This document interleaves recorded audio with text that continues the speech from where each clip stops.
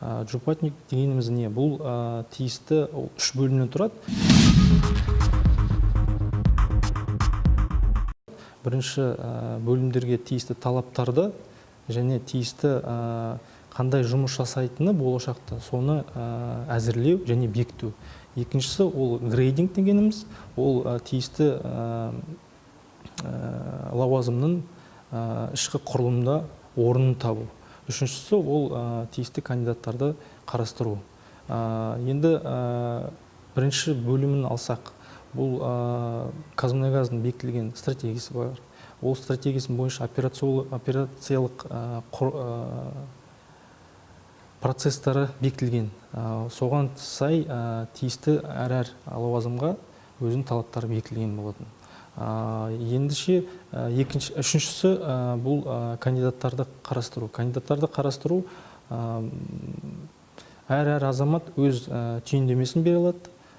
Сосын HR командамыз сол түйіндемелерді қарастырып, тиісті лауазымдарға келетін немесе сай келмейтінін анықтау, жалпы пулды бекіту, сосын ол пулды тиісті комиссия қарастырады.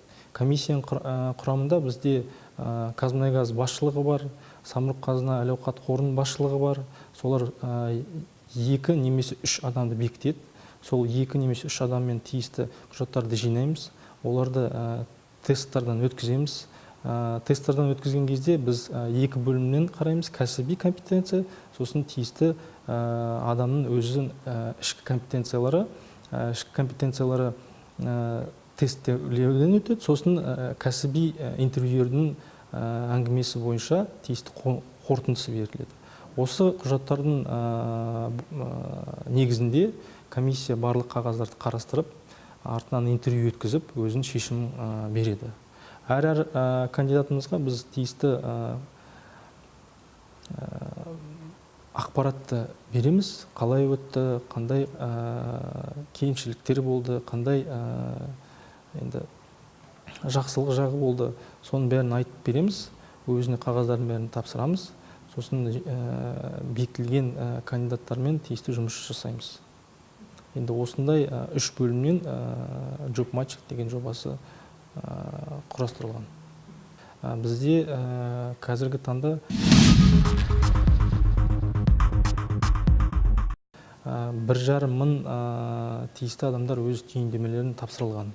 Бір позицияға мөлшерінде 50-ден немесе 70 адамның түйіндемесі қарастырылды. Скрининг өткіздік. Тиісті талаптарға сәйкес болған адамдардың саны 5-тен 10-на дейін болды. Сол 5-10 адамнан тиісті комиссия 2-3 адамды бекітті. Осы 2-3 адамды олар қарастырылды.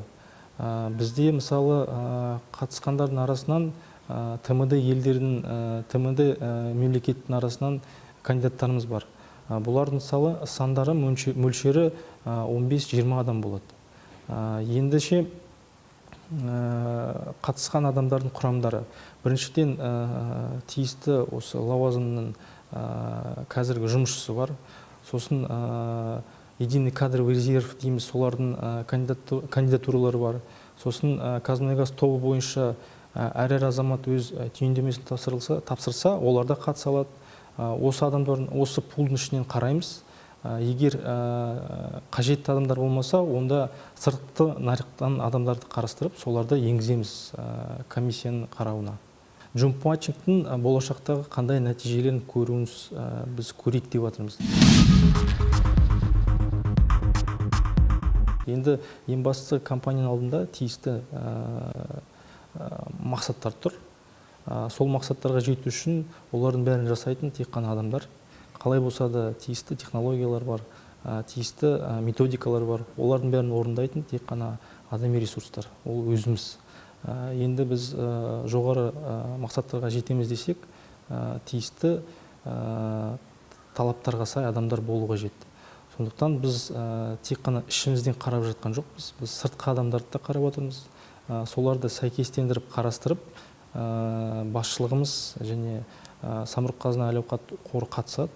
Бірге қарап, соның кандидаттардың арасынан тек қана мықтысын, талаптарға сай болатын кандидатураны бекітеді. Енді бәріне айтарым дегенім, одан қорықпау керек. Адам сол талаптарға сай болса, жұмысын жасап жатса өтеді. Енді кәсіби және өзін ішкі компетенциялары жоғары болса, барлық тексерістерден де, комиссиялардан да бәрінен өтіп шығады.